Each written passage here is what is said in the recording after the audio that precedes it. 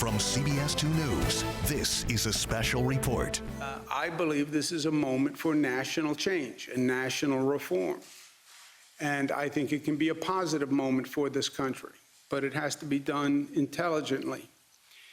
When you look at the two main crises that we're dealing with, the Mr. Floyd murder aftermath and COVID-19, on the protests post Mr. Floyd's murder, we had additional protests all across the state last night. We had them in basically all of the cities, largest activity, Buffalo, Rochester, Syracuse, Albany, New York City. I want to thank the protesters who were mainly peaceful, which was smart because then they could make their point. You know, there are a lot of political forces that want to say, well, these protesters are just rabble-rousers. They're just criminals.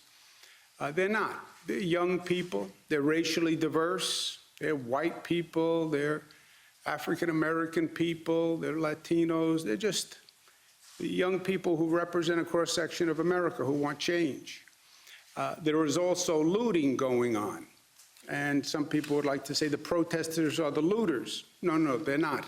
They're very, very different. You have to keep them separate. So I want to thank the protesters who protested peacefully to make their point and defy or frustrate the political forces that would like to say these protests are all criminals. No, they're people who want change and reform, and they're right.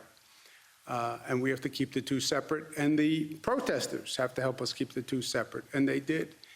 New York City was mainly peaceful. There were a number of arrests, and there were a number of police officers who were hurt. One police officer was stabbed in the neck.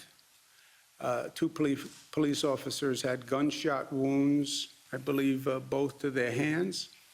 That is intolerable. The police are doing an impossible job. They're trying to deal with the protesters. They're trying to stop looting. And they're trying to keep themselves safe because the police want to go home to their families.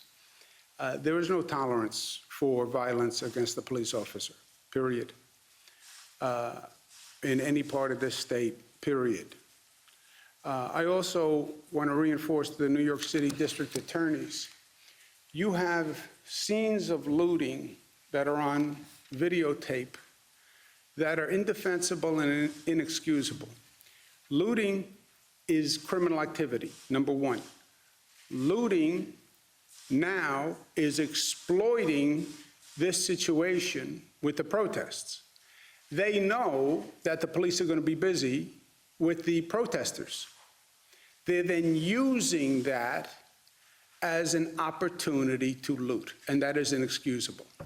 And to the New York City district attorneys, you look at these videos, it would be nonsensical if the police were arresting looters and they were then being arrested and returned to the street the next day to loot again. That would be nonsensical, right? The district attorneys charge crimes. I'm a former assistant district attorney. You look at these videos, burglary too can be burglary with a dangerous instrument, like a pipe, like a crowbar, like a rock, like a brick. But if you have looters who are using rocks, breaking windows, stealing, these people should be charged for the crime that they are committing and bail set, right? I understand the political environment. I also understand that the law is the law, and they should charge crimes appropriately. On the COVID-19 front, good news, continued good news. Total number of hospitalizations are down. Number of lives lost, 52, a little bit higher than yesterday, but This is all within the statistically, these are irrelevant differences.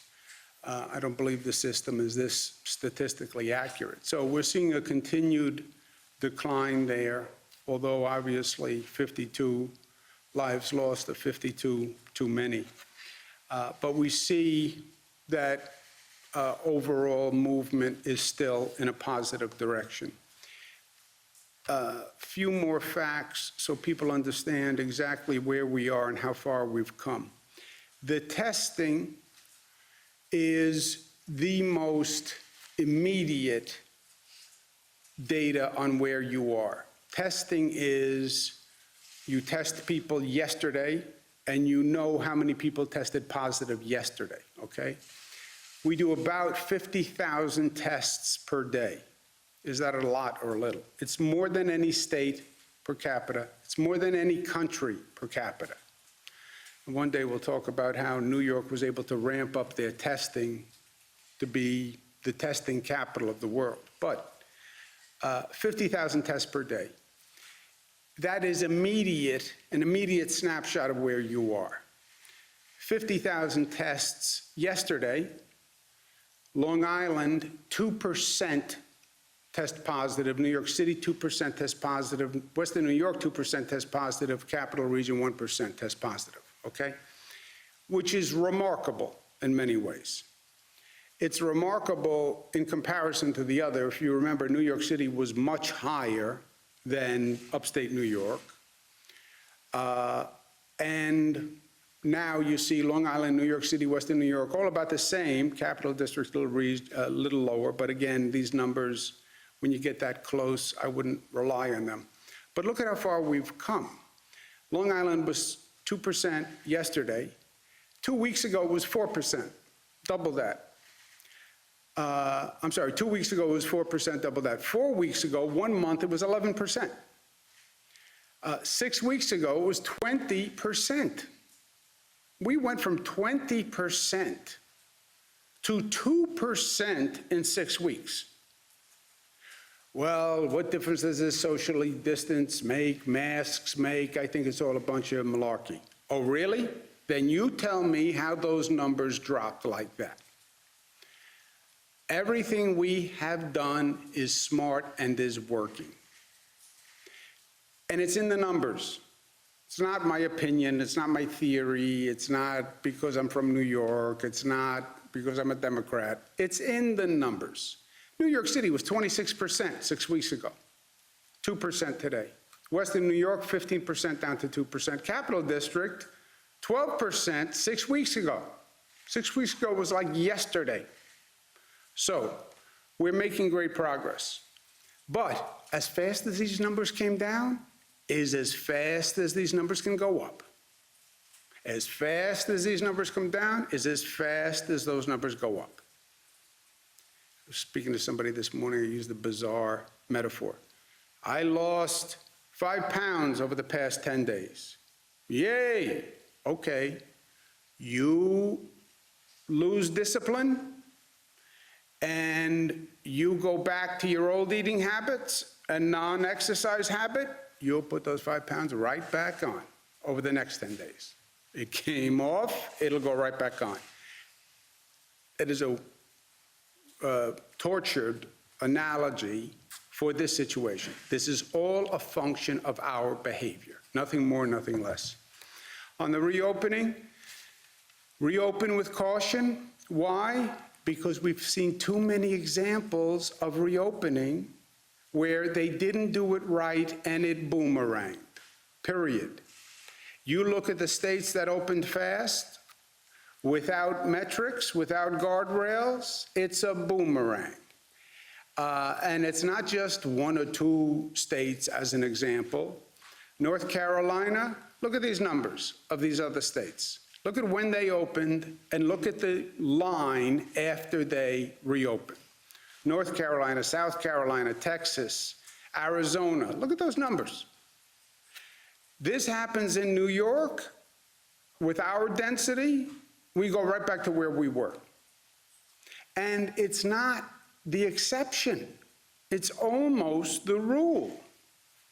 California, you look at them reopening and then look at the curve after the reopening. California, Florida, Mississippi, Missouri, Alabama, Arkansas, Tennessee, Utah. What am I worried about? I'm worried about that. Why? Because it happens quite often.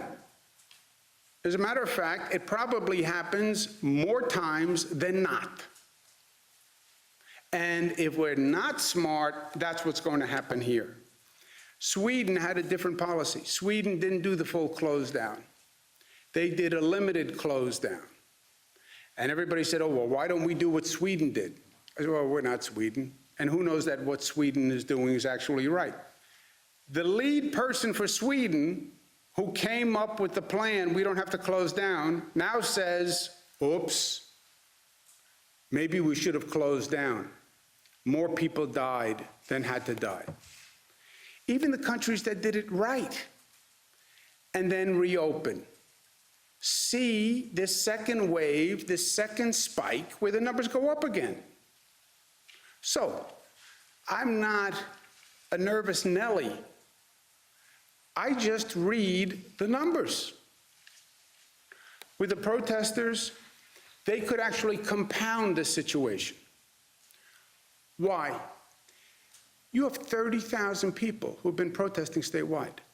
You look at the video as well as I look at the video. Many of them wear masks, thank God. But there's no social distancing. You look at the encounters with the police are right in their face, they're right in the face of the police. 20,000 protesters in New York City, 1,000 protesters on Long Island. These are big numbers. And yes, they're young people and they're superheroes and nothing can affect me. We're going to open the testing facilities for all people who are at a protest. The super spreader, all these new terms. Super spreader. What's a super spreader? Super spreader is what happened to us in New Rochelle, Westchester, where we had the first hotspot, new term, in the United States of America. One person can infect hundreds. If you were at a protest, go get a test, please. The protesters have a civic duty here also. Be responsible, get a test, go to the website, find out the testing site nearest you. We have 700 in the state. You can get a test, get a test. Also, allow the police to do their job when you're protesting. The reason the peaceful protest is so important, not just so you don't get categorized, stereotyped as criminals, but so the police can actually focus on their job, which is stopping the looting. Wear a mask and tell people that you may have been exposed to COVID. If you were at one of those protests, I would, out of an abundance of caution, assume that you were infected. And tell people, when you go home, tell your parents, tell your sister, tell your brother, who may not be 25 years old and consider themselves a superhero. Tell people, I may have been exposed, and act like you may have been exposed. Because, by the way, you may have been exposed, and you're not worried about yourself. That's a different conversation. Worry about your 55-year-old grandfather, or your 62-year-old grandmother, or your 60-year-old parent or uncle or aunt. They can die from this virus. And by the way, you could too, but that's a separate conversation. Also, there's a lag in the numbers, remember. Somebody goes to a protest last night to get infected. You don't find out today, you don't find out tomorrow, you don't find out the next day. It can be 4 or 5 days until any symptoms show. Symptoms may never show, right? Asymptomatic transfer. And if you're really seriously ill, they may be in a hospital in 8 to 12 days. 8 to 12 days is a long time when we're measuring day to day to decide what to do. You saw the difference in the numbers. 2 weeks is a lifetime in the numbers. So If you had a viral spread through these protests, we're not going to see it in the numbers for a while.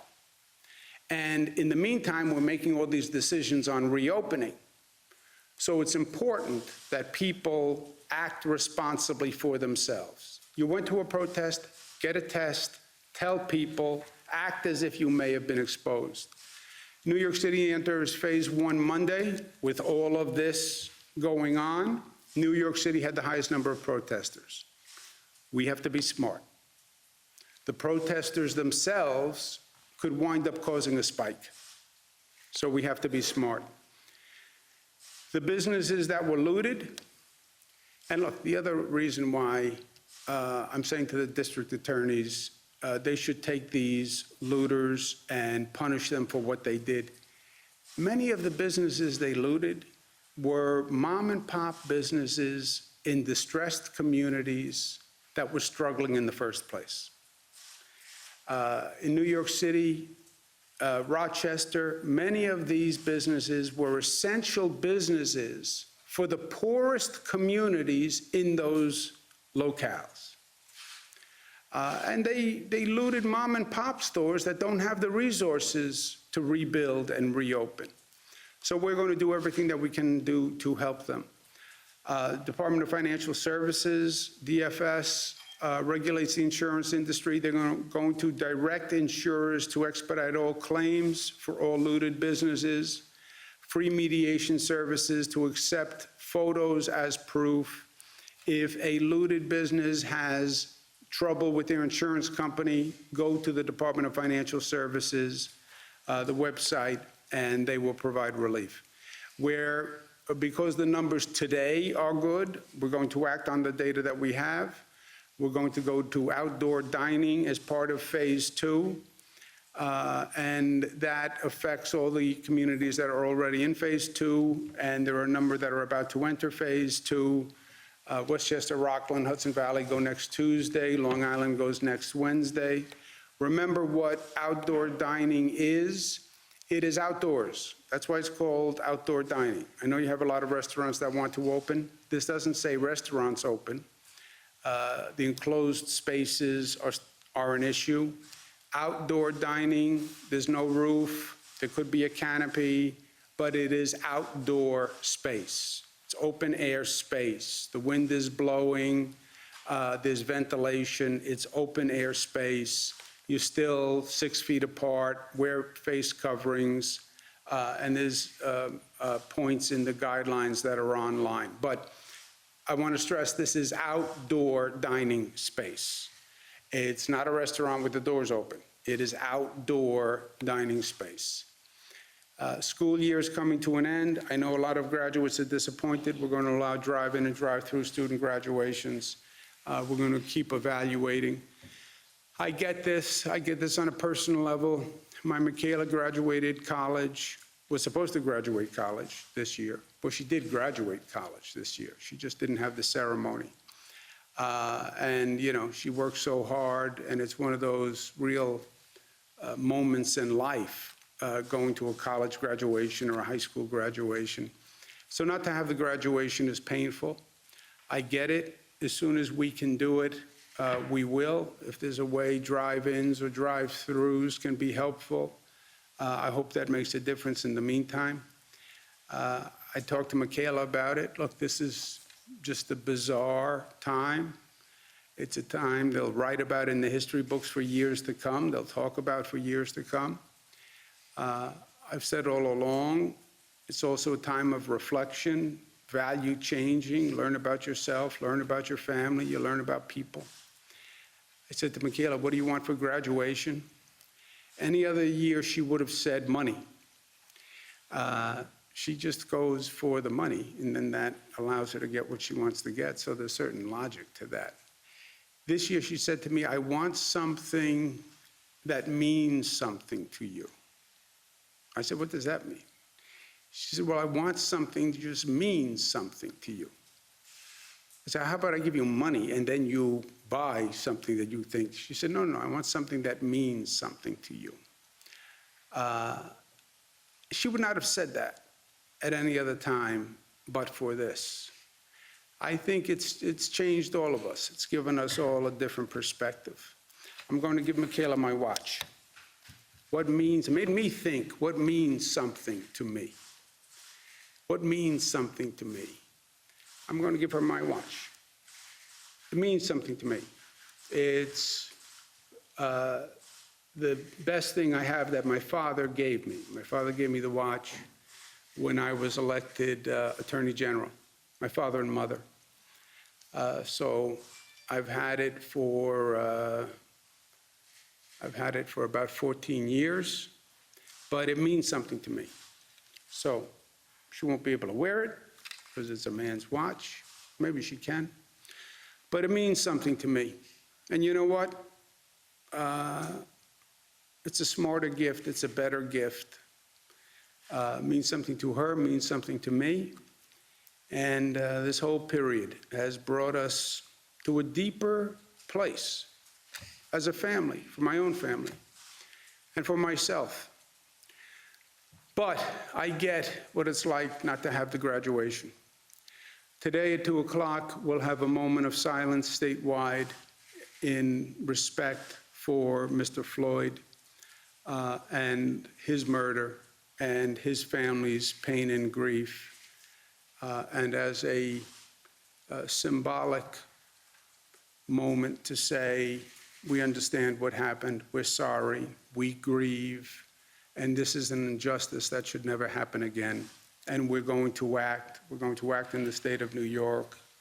We'll pass 50A, which releases disciplinary records, but we stand in solidarity with the senselessness of his brutal murder. And that is part of being New York: tough, smart, united, disciplined, loving. It's about being loving for one another. Governor, last night we all saw videos of New York City. Systemic racism and changing policy and overall having more honest conversation about race. Is there an element of personal responsibility that's being overlooked that should be addressed? For example, in Albany, we talk about underfunded schools, but truancy is also a significant problem. Or Police Chief Eric Hawkins will tell you there's a lot of conversation about over-policing in minority neighborhoods, but the calls for service are also disproportionately high there. Look, there's no doubt. Your expression, honest dialogue, was right. It has to be honest, because these are complex topics. There is no one answer to this. We're dealing with the issue of racism and discrimination that has been the continuing sin of this nation. We have never resolved it. Racism, discrimination existed before the nation existed. It goes back to the slavery debate and issue in this country, right? Personal responsibility is also part of it, no doubt. And that's why it's so hard to get at it. You know, we're accustomed to one answer, one solution. There's just one sentence that will answer everything. That's not what this is. It is not what this is. The protesters and the police, what's going on in New York City. Who's right, who's wrong? It doesn't work that way. Protesters have a point. They looked at what Mr. Floyd did, they're outraged, they're right. Police have to do their job. They have to protect the public safety. They have to stop the looting. They have to do their job. People attack police officers? They attack police officers? You run up to a police officer, they stab a police officer yesterday? They've treated police officers with such disrespect in New York City that I am stunned. I've never seen that level of disrespect to a police officer. Now, I come from a different time and place, but a police officer, you wouldn't dare disrespect a police officer. But this is at a level that is just inappropriate, unconscionable. So it's complicated. There is not going to be a simple answer. It seems like elected officials, though, speaking of the honest dialogue, fear political consequences from both sides, no matter what the position is, because if you are of an opposing position to the other group, there is a label that's placed on you. So a lot of people fear that when it comes to having an honest conversation about where responsibility may lay. Yeah, you are so right. You are so right. And that's why I say, look, you have these issues going on, and then the overall dynamic, the electricity in the air, is this hyper-partisan, hyper-political. So when you try to be honest and nuanced, the other side uses it against you. And there's this demonization, right? It's because everything is black and white. You're right, you're wrong. You're with the protesters or you're with the police. And it's this divided. Everything is divided. And there are forces that try to divide. Divide racially, divide politically, divide by sexual orientation, divide by the issue of choice. Divide urban versus rural. Northeast versus, those are Democratic states, those are blue states. Everything is divisive. So when you try to have an honest conversation, the politics can overwhelm it. And it makes people afraid to have an honest conversation because they're going to be attacked politically. That's why it was so important for me at the beginning of this coronavirus situation to take myself out of the politics. You know what? I'm going to tell you the truth. You want to attack me from the left, you want to attack me from the right, God bless you. But I'm out of the political business. I'm not running for president. I'm not running for anything. I'm not going to Washington. I am here as long as the people have me. I have no politics. I'm just going to tell the truth. But you're right. It is a hyper-partisan, hyper-divided situation, and you're trying to talk about a very sensitive, complex, nuanced topic in an environment where people are looking to take anything you say and use it against you. And it is extraordinarily difficult in this totality to have this kind of open, honest, candid, frank discussion. Last night, we also have videos. Let's do something, okay? We're here. You don't have to yell.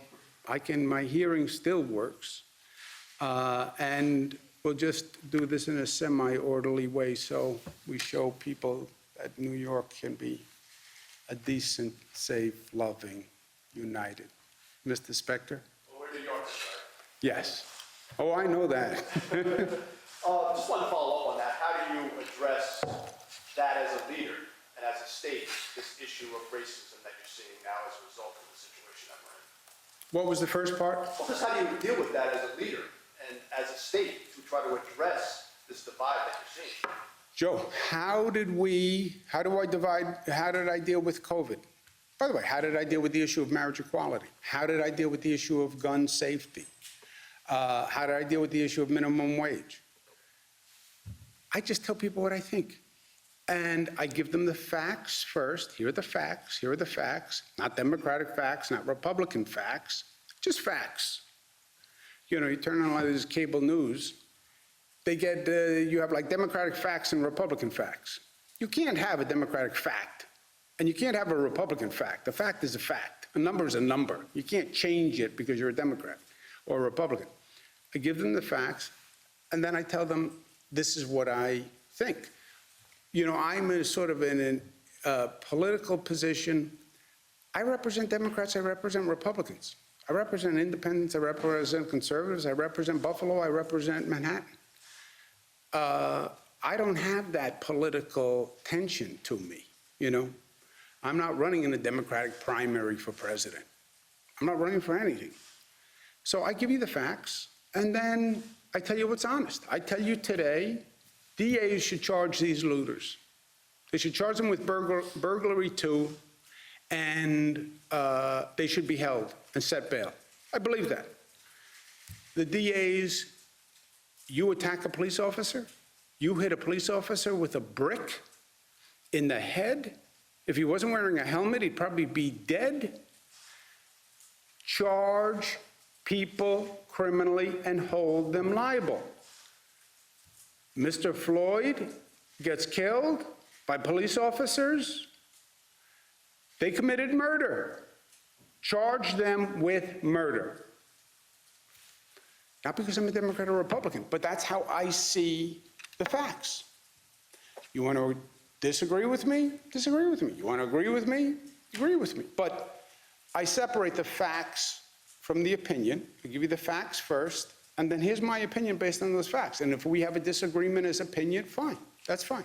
Governor, at the same time, last night we all saw videos of New York City police officers who were bludgeoning peaceful protesters in New York City with batons as they were enforcing the curfew. And these weren't people who were resisting or putting up any fight. Is this what you wanted when you said the cops should do their job? Do you think anyone would say, I mean, a question itself can be a little offensive. A police officer doing their job, do you think there's any sensible police officer who believes their job is bludgeoning a peaceful person with a baton? See, it's that kind of incendiary rhetoric that it's not a fact. It's not a fact. It's not even an opinion. That is a hyper-partisan rhetorical attack. Police bludgeon peaceful protesters with batons for no reason. That's not a fact. They don't do that. Anyone who did do that would be obviously reprehensible, if not criminal. Governor, I have two reopening questions. I hope you'll answer both. One's on high school graduation and one is on childcare, which parents really want answers on. So first of all, you said that you'll only allow the drive-in and drive-through graduations. We've been following this issue for a while. We've spoken with a lot of high school students, including one from Chalmont High School in Schenectady County, who is a part of a petition of 5,000 students that want in-person high school graduations with social distancing. He's an immigrant from Pakistan. This means the world to his family. This is a moment they've been waiting for. The parents have been waiting their whole lives to see this moment of their child graduate. You're allowing patios to open for outside dining, so why not allow high school graduation ceremonies with the social distancing and allow these students to have that moment? I know you said your daughter's in the same situation, but is there a way to make this happen for these families? Have you, I mean, did you hear anything that we've been talking about for the past 96 days? Yeah, but how do you What justify difference does it opening make? a patio and not Look, I don't want to be difficult. I know. It's a Pakistani immigrant family that wants to have a graduation. I get it. It's not really relevant that they're from Pakistan. It's not really relevant. Yeah, I know, but that's not the issue. The issue is a public health issue, and you don't want people sick and dead. That's the issue, right? It's about death.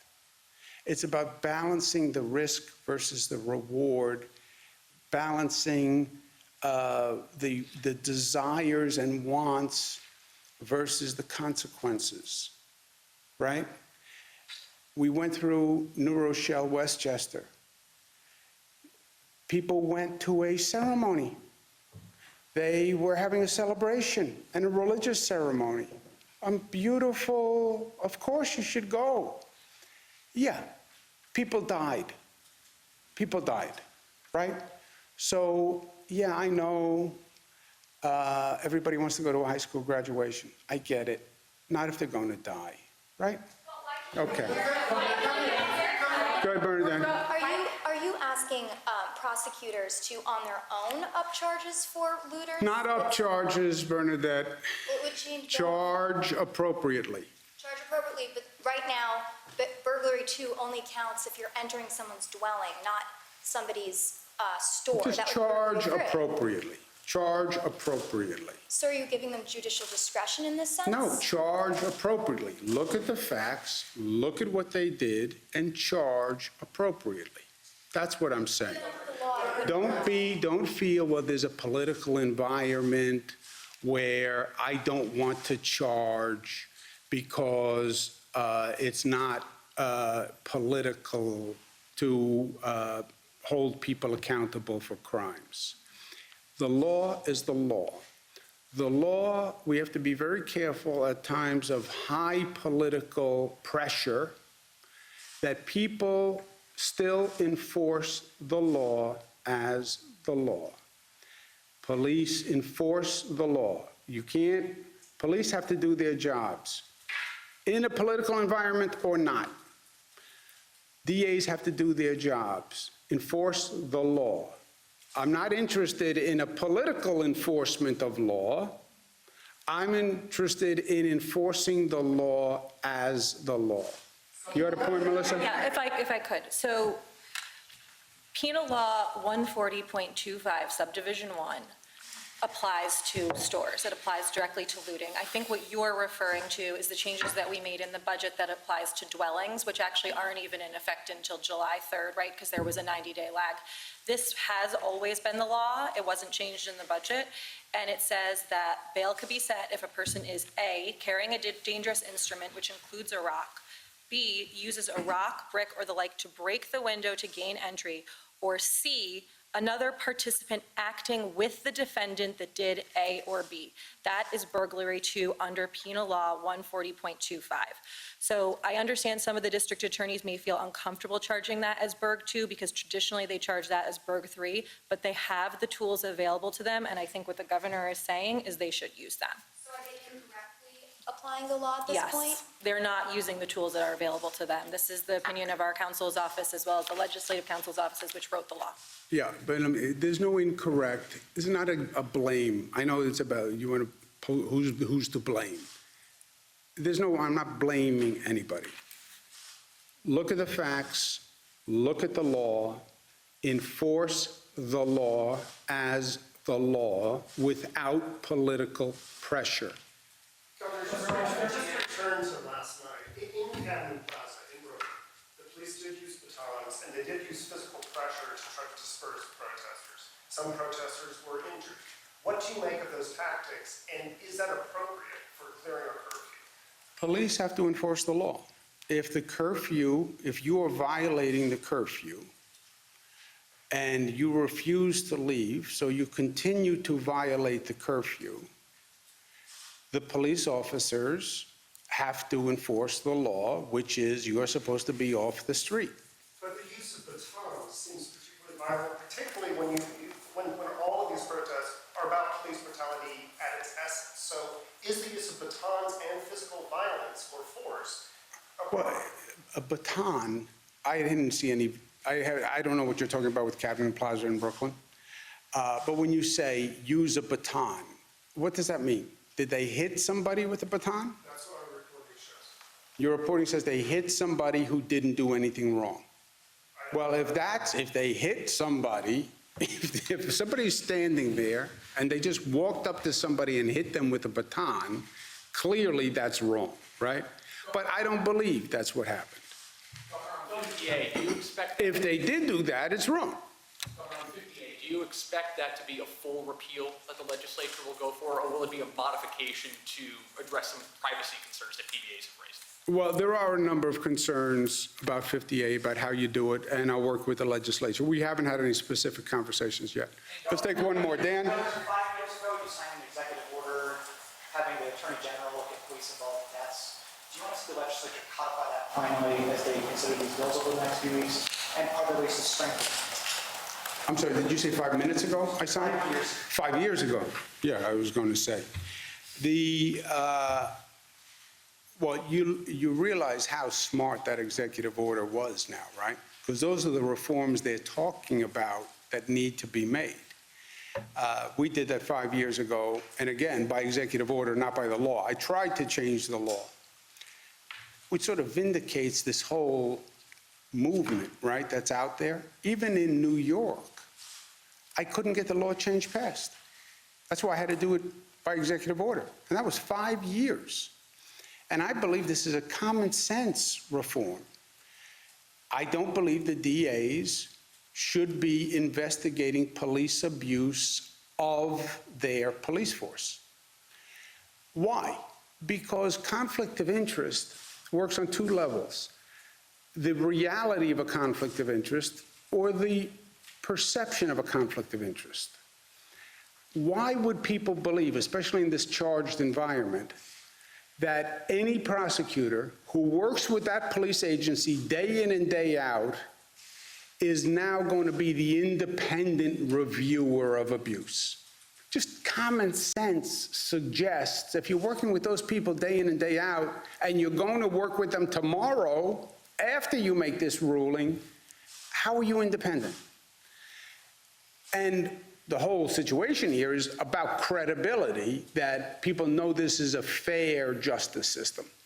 So we said the Attorney General, who is independently elected statewide, let the Attorney General investigate any situation where a police officer kills an unarmed person. It was very controversial. I couldn't get the law passed. I did it by executive order 5 years ago.